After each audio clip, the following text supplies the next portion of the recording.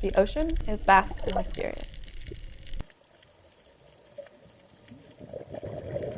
The ocean sustains life, and people all over the world are connected to it and depend on it. And for me, it begs to be explored.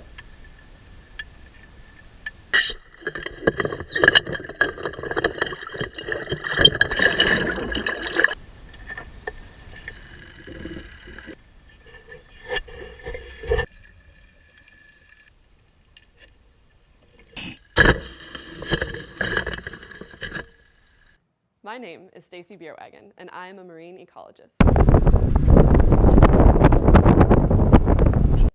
Every form of research begins with a question.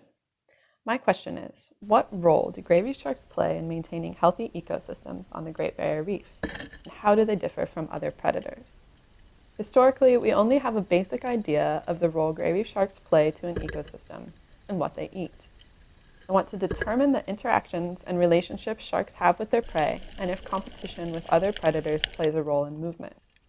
To do this, we need to go beneath the surface and observe much more than sharks. Reef systems are extremely complex, so we need a lot of tools to create a map of what these systems look like and how species interact. Research is essentially like a puzzle, and if we're missing pieces, we'll never get an idea of the full picture. I fish for sharks to tag them and take small tissue samples for chemical analysis.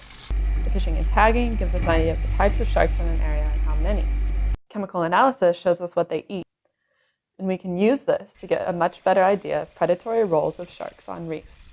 I also implant acoustic tags in gray reef sharks that transmit to underwater listening devices documenting their movement. From these listening tags, we see where these sharks spend most of their time around the reef and see how they move compared to other tagged predatory reef fish, such as coral trout. We know that gray reef sharks don't move far from where they were tagged at the reef area I study in the Townsville sector. If sharks stick around in small areas, it means that they have enough food there. So what's next? I'm also using multiple visual underwater survey methods to really see the best picture of the reef community by surveying reefs and documenting types of habitat and fish that occur in areas where I have tagged sharks. By combining all of these methods, we can understand what the whole reef community looks like in relation to sharks, and then use statistical models to identify relationships among predators and prey. So why do we need all this information?